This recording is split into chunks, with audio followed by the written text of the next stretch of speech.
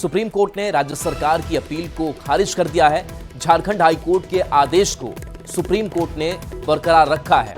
बता दें कि रांची में 11 अप्रैल 2023 को बीजेपी के सचिवालय घेराव के मामले में पुलिस ने एफआईआर दर्ज की थी, जिसे हाई कोर्ट ने खारिज कर दिया था।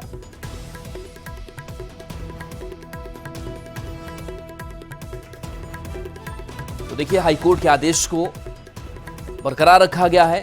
और इस वक्त की रांची से बड़ी खबर है, जहां सुप्रीम कोर्ट से बाबूलाल मरांडी सहित 28 बीजेपी नेताओं को यह बड़ी राहत मिल गई है। सुप्रीम कोर्ट ने राज्य सरकार की अपील को खारिज कर दिया है। बता दें कि झारखंड हाई कोर्ट के आदेश को सुप्रीम कोर्ट ने बरकरार रखा है। रांची में 11 अप्रैल 2023 को बीजेपी के सचिवालय घेराव के मामले में पुलिस ने एफआईआर दर्ज की थी और इसी मामले में बड़ी राहत इन नेताओं को मिली है। शंकर आनंद हमारे साथ फोन लाइन पर जुड़े हुए हैं। शंकर, जिस तरीके से राहत तो दी गई है, बड़ी राहत इसे मानी जाए सुप्रीम कोर्ट की तरफ से, क्या अपडेट इस मामले में? निश्चित रूप से देखिए, जिस तरह से आज झारखंड से जुड़े इस मसले पर सुप्रीम कोर्ट में एक महत्वपूर्ण सुनवाई हुई और इस महत्वपूर्ण सुनवाई के दौरान में जिस तरह से बीजेपी के कई नेताओं को एक बड़ी राहत मिली है, तो एक तरह से कहा जा सकता है कि विदेशी इस मामले पर पिछले काफी समय से ये हालांकि इंतजार भी कर रहे थे कि इस मामले पर उन्हें एक राहत मिले। और जिस तरह से कहा जा सकता है कि झारखंड सरकार को भी एक कहीं न कहीं इस मामले पर सुप्रीम कोर्ट से झटका लगा है। सुप्रीम कोर्ट में तत्कालीन केंद्रीय मंत्री रहे अर्जुन मुंडा, भाजपा विधायक बाबूलाल मरांडी और इसके साथ साथ जो अभी केंद्रीय मंत्री हैं, सांसद भी हैं संजय सेठ, दीपक प्रकाश, इसके साथ साथ विधायक सीपी सिंह, ढुल्लू महतो सहित भाजपा के विधायकों के खिलाफ दायर याचिका को खारिज कर दिया है सुप्रीम कोर्ट ने। जिस तरह से इस मामले पर तमाम दोनों पक्षों की दलील को सुनते हुए जिस तरह से झारखंड सरकार की इस याचिका को खारिज किया है, तो झारखंड सरकार को एक बड़ा झटका लगा है। तो वहीं दूसरी तरफ देखा जाए, भाजपा के जो नेता हैं उनको एक बड़ी राहत मिली है। झारखंड में अगर पूरे इस मामले की अगर बात करें तो झारखंड में रांची के 11 अप्रैल 2023 को भाजपा सचिवालय मार्च के दौरान में पुलिस से हुई झड़प के मामले में तत्कालीन मंत्री अर्जुन मुंडा, भाजपा विधायक बाबूलाल मरांडी, सांसद संजय सेठ, दीपक प्रकाश, विधायक सीपी सिंह, ढुल्लू महतो समेत बीजेपी के तकरीबन 28 नेताओं के खिलाफ एक एफआईआर रजिस्टर किया गया था। और इसी मामले में सुनवाई के दौरान में जिस तरह से ये मामला हालांकि शुरुआती तौर पर झारखंड हाईकोर्ट में पहुंचा था, उसके बाद ये मामला सुप्रीम कोर्ट पहुंचा। तो सुप्रीम कोर्ट में इस मामले पर सुनवाई करते हुए एक तरह से कहा जा सकता है कि झारखंड सरकार को एक बड़ा झटका लगा है। और इस मामले में जिस तरह से बीजेपी के जो तमाम नेता हैं जो इस मामले पर आगे अपील कर रखे थे, तो उन्हें कहीं एक बड़ी राहत जरूर मिली है। और एक तरह से कहा जा सकता है कि जिस वक्त में ये प्रोटेस्ट चल रहा था, जो 11 अप्रैल 2023 को, उस वक्त में जिस तरह से इस मामले में 60 से ज्यादा लोग जो है घायल हुए थे जब प्रोटेस्ट के दौरान में। और रांची का जो झुरवा चौक है, वहां पर तकरीबन 2 घंटे तक जो कहा जा सकता है कि वहां पर काफी हंगामा जो बरपा था। और इस मामले में बीजेपी के तमाम नेताओं के खिलाफ जो केस रजिस्टर कराया गया था, तो कहीं कहीं कहा जा सकता है कि झारखंड सरकार के द्वारा जो मामला था, जो इस याचिका था, उस पर सुप्रीम कोर्ट ने दोनों पक्षों की दलील सुनने के बाद उस याचिका को ही खारिज कर दिया है, जिसकी वजह से झारखंड सरकार को एक बड़ा झटका लगा है और बीजेपी के नेताओं को एक बड़ी राहत मिली है। जी, चलिए, शुक्रिया शंकर इस अपडेट के लिए आपका।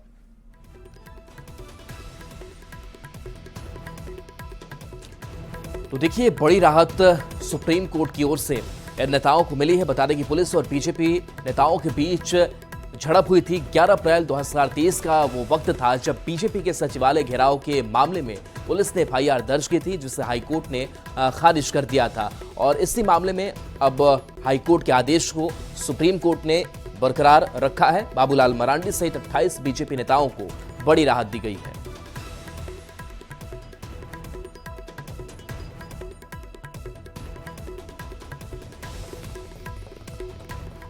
और इस वक्त की बड़ी खबर, गिरिडीह में हुए ब्लास्ट मामले में पीड़ित परिवार का चौंकाने वाला बयान सामने आया है। कहा, घर के अंदर सोए परिवार को मारने की साजिश थी।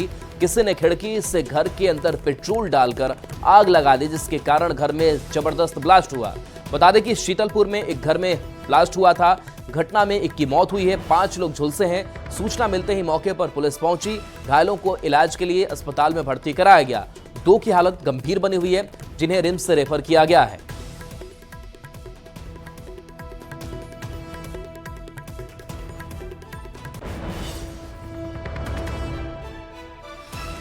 तो देखिए ये चौंकाने वाला खुलासा इस परिवार की तरफ से किया गया है।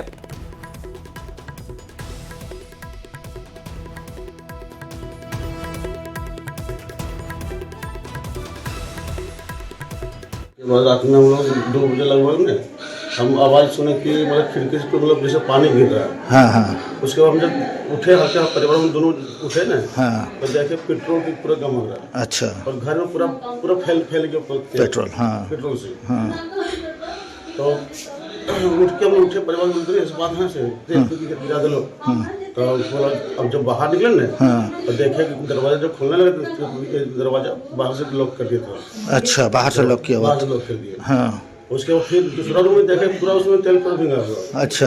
दूसरा खिड़की से। हाँ। एक जो रूम रहता है ना, हाँ। वो रूम में खिड़की था। दूसरा रूम में दूसरा खिड़की था ना, उसमें देखे वहाँ भी तेल गिरा हुआ, पूरा फैला हुआ पूरा घर में तेल। हाँ।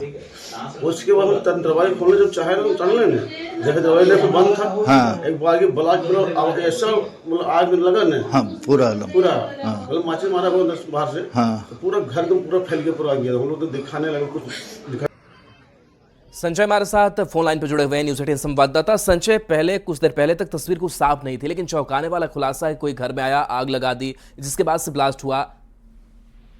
जी, जब ये ब्लास्ट की घटना गिरिडीह जिले में हुई थी तो गिरिडीह की जिला पुलिस प्रशासन का भी जो है तो वो भी सकते में थे कि आखिर किस तरीके से घर में ब्लास्ट हुई। घर के लोगों को भी पता नहीं था, क्योंकि जो लोग घायल हुए थे उन्हें आनंद फानंद में गिरिडीह अस्पताल और उसके बाद SNMCH अस्पताल लाया गया। और उसमें से अभी जो 2 लोग गंभीर, एक महिला और एक बुजुर्ग जो है उसे रांची रेफर कर दिया। वहीं इस मामले में जो उमेश दास जो पीड़ित है, उन्होंने बताया कि घर के अंदर जब वो सोए हुए थे उसी दौरान उन्हें लगा कि कोई घर में पानी डाल रहा है, लेकिन जब वो उठा तो वो पेट्रोल उन्हें महका। थोड़ी दूर जब तक वह समझ पाते तब तक किसी ने माचिस मार दी और जिसके बाद घर में ब्लास्ट हो गया। घर में ब्लास्ट होने के बाद घर जो है तो पूरी तरीके से धराशायी हो गए। घर के अंदर जो 6 लोग थे वो किसी तरह बाहर निकले। कोई घटना में एक जो बुजुर्ग महिला थी उनकी भी मौत हो गई। अब जब यह मामला में उमेश दास इस तरह के बयान दे रहे हैं, चौंकाने वाला बयान दे रहे हैं, तो गिरिडीह जिला पुलिस को अब देखना है कि इस मामले में जो साजिश करने वाले लोग हैं, किन लोगों ने उन्हें मारने की कितनी बड़ी हिमाकत की है, उनकी खोज करना होगी। क्योंकि पीड़ित कह रहे हैं कि उनका किसी से किसी तरह का कोई विवाद नहीं है। तो इस मामले में पुलिस अब जो है तो पूरी तरीके से जांच पड़ताल करना होगा कि आखिर इन लोगों के मारने की जो है कोशिश किसने की। फिलहाल 5 लोग इसमें गंभीर रूप से झुलसे थे, जिसमें से 2 की स्थिति काफी गंभीर है, जिसे रांची रिम्स रेफर कर दिया गया। वहीं खुद उमेश दास और उनके एक बेटा और बेटी जो है तो उनका इलाज SNMCH में चल रहा है। फिलहाल पुलिस जांच पड़ताल कर रही है, लेकिन जांच पड़ताल के बाद ही पता चल पाएगा कि साजिश के पीछे कौन लोग हैं और कौन लोग हैं जो इस तरह की घटना को अंजाम देने का इस पर बड़ा दुस्साहस किया है। जी चलिए, शुक्रिया संजय अपडेट के लिए।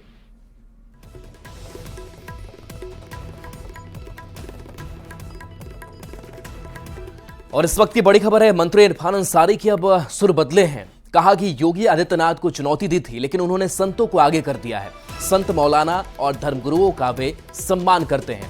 उनके आड़ में राजनीति करना बीजेपी को शोभा नहीं देता।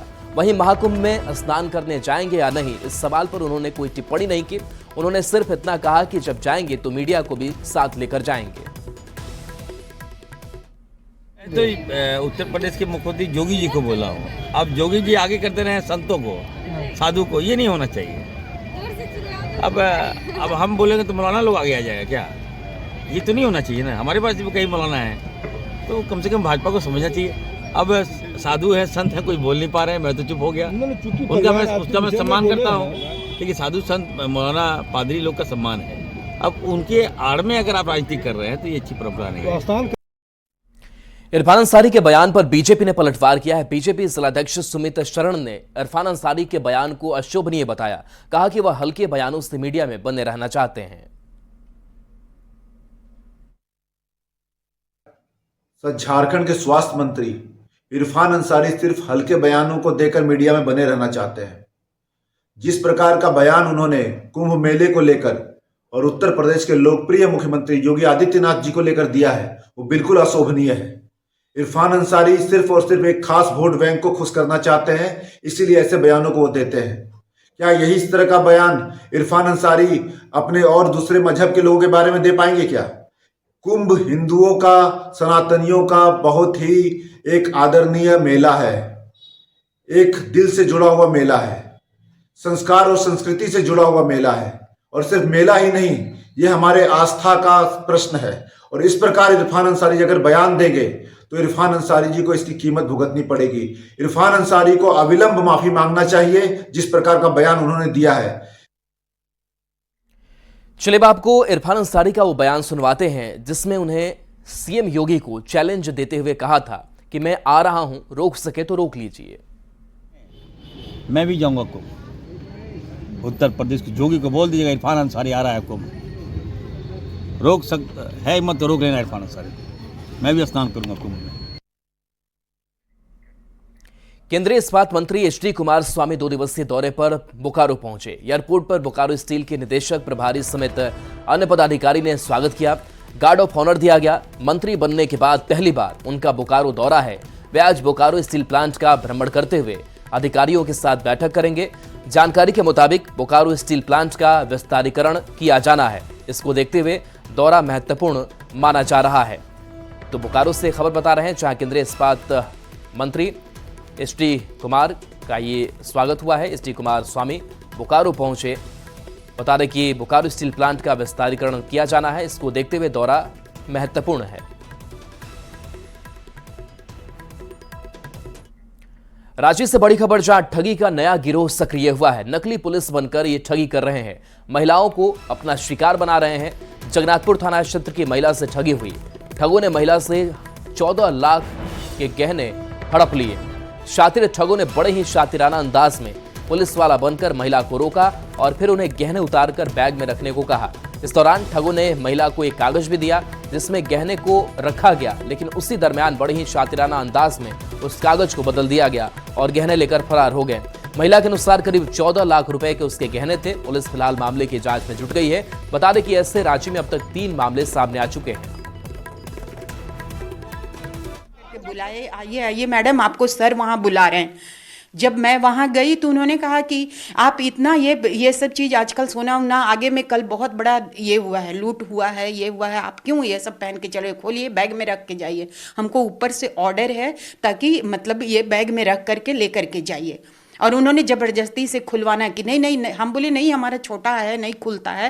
बोले एक आदमी जो थे उनके साथ और जो हमको बुलाने गए थे एक आदमी खड़े थे, तो उन्होंने कहा कि खोलिए इनका मदद कर दीजिए खोलने में। खोल करके खुलवा करके बैग में एक कागज़ दिया, उसमें लपेट करके और हम खुद से रख रहे हैं। ज़बरदस्ती से वो मेरे बैग में हाथ डाले और वो वाला निकाल करके और उसके साथ हमको वो दूसरा उसी तरह का कांच का 4 चूड़ी लपेटा हुआ उसके अंदर डाल दिए और हमारा ले करके वो लोग कैसे फरार हो गए पता ही नहीं चला, कुछ नहीं। हम लोगों ने गश्ती को बढ़ाया है और आम जनता से अपील है कि अगर कोई आपको धर्म के नाम पे या पुलिस वाला बनकर अगर कोई आपको जो है धमकाता है या पैसा मांगता है, किसी तरह की ठगी करने का प्रयास करता है, तो आप उससे सतर्क रहें और अविलंब 112 पे या एसएसपी के नंबर पे या डीएसपी के नंबर पे या थाना प्रभारी के नंबर पर अविलंब संपर्क करें ताकि हम लोग उसको। बड़ी खबर है जहां देश भर में 11 करोड़ की साइबर ठगी करने वाले गिरोह का पर्दाफाश हो गया है। जामताड़ा से 6 शातिर अपराधी गिरफ्तार किए गए हैं। आरोपियों के पास से 14 मोबाइल, 23 सिम कार्ड, एक ड्रोन कैमरा, एक डीएसएलआर कैमरा, 2 गाड़ी, 10 एटीएम समेत 1,08,000 रुपए नगद बरामद हुआ है। आरोपियों ने देश भर में 11 करोड़ की ठगी की घटना को अंजाम दिया है। बिना ओटीपी के अकाउंट से ये पैसे गायब कर देते थे।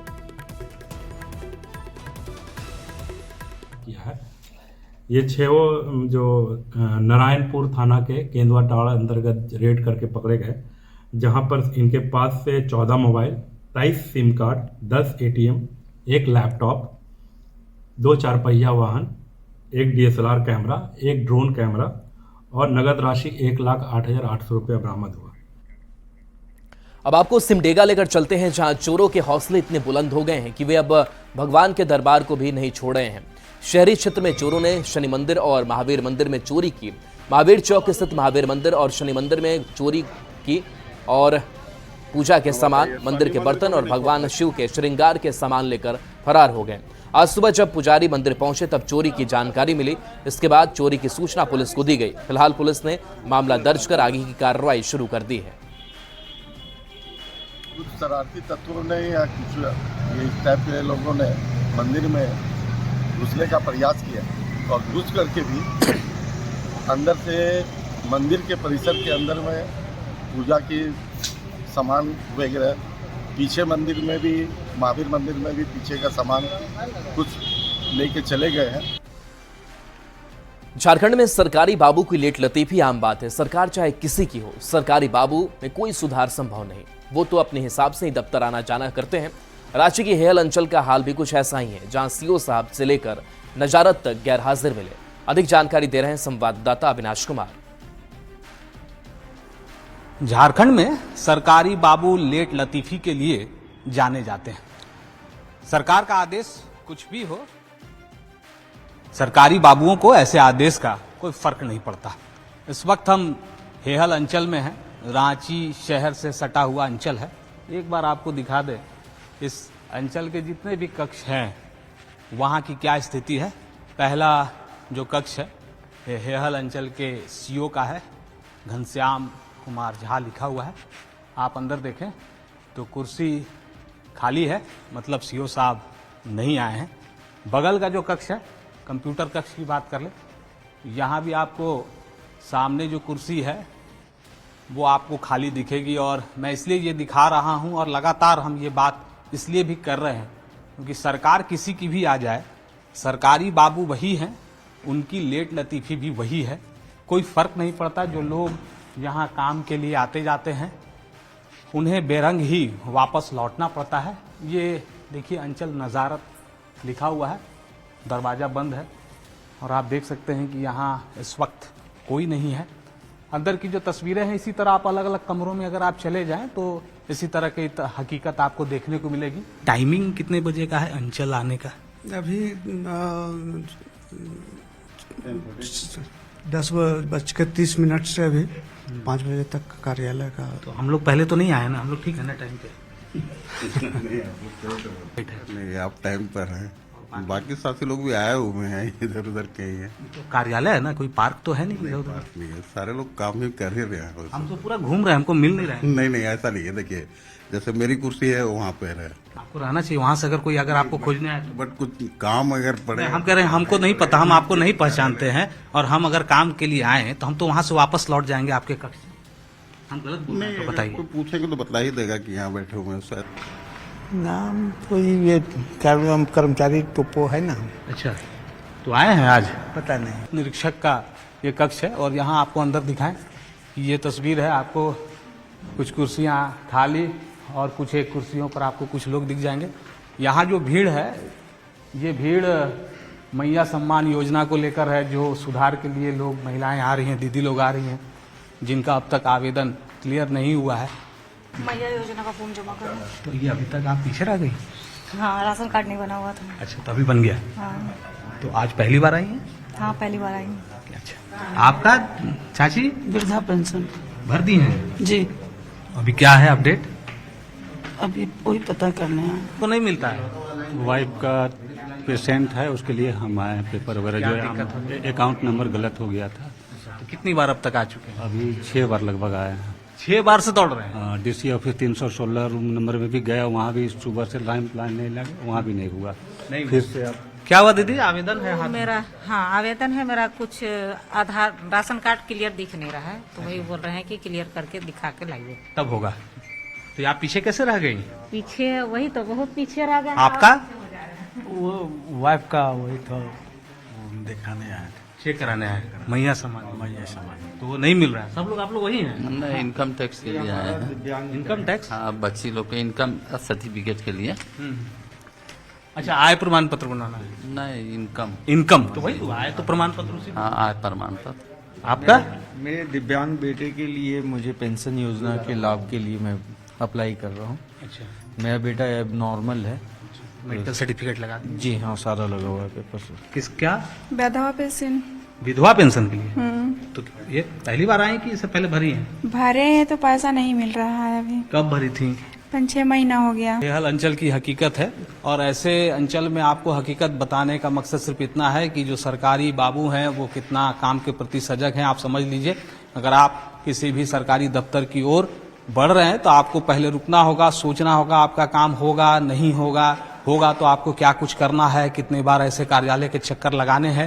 क्योंकि जो सरकारी बाबू हैं पहले तो समय पर आपको कार्यालय में मिलेंगे नहीं, और मिल गए तो आपको कितनी बार आना जाना पड़ेगा ये कहना मुश्किल है। कैमरा पर्सन संत के साथ अविनाश कुमार, न्यूज़ 18 रांची। और चलिए न्यूज़ 18 बिहार झारखंड पर खबरें आपके लिए लगातार जारी हैं।